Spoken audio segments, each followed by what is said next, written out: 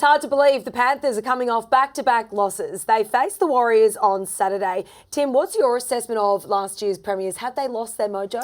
Yeah, look, I don't think Eloise have lost their mojo just yet. That'd be a bit tough on them, but quite amazing stats. The first time they've lost back-to-back games since 2021, round 14. The week before that, round 13, they actually lost to the Tigers as well. That was a week where their squad was decimated due to Origin, so I can't see them losing 3 on the trot.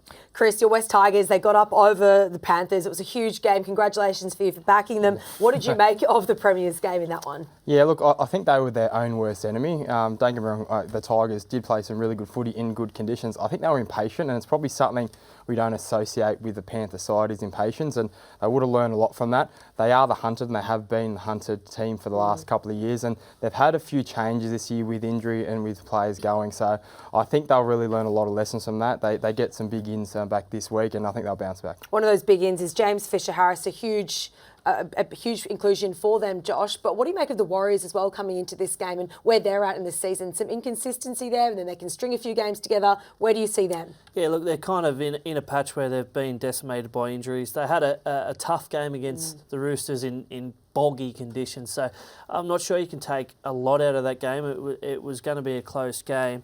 I think the Panthers obviously will want to bounce back. They don't want to lose 3 on the trot. James Fisher-Harris is kind of their leader of the pack. He sets their aggression. So I think with him in, it's a massive inclusion. I think the Panthers get the job done. Yeah, well, absolutely. Now, the Sharks have snuck into second spot on the back of 3 consecutive wins. Josh, you fancy them to ruin Wayne Bennett's 900-game celebrations. Yes, I do. But funnily enough, they seem to play really well with milestones. But I think what was most impressive about the Sharks last weekend was their defence. Only 6 points against the Cowboys. They had some stinging defence to back that up with some scintillating attack. Nicho Hynes is on fire, so I can't see them losing this one. Chris, how tough is it to come up against the side when you've got someone like Nicho Hynes leading them across the park in attack, and then they've got the defence that they're putting out at the moment? I mean, they're just threats at both ends. Yeah, I think the hardest thing with the Sharks attack is that if you're a defensive edge and if you come up to Jan to shut them down, they've just got the skills to really back it off and beat you with their hands,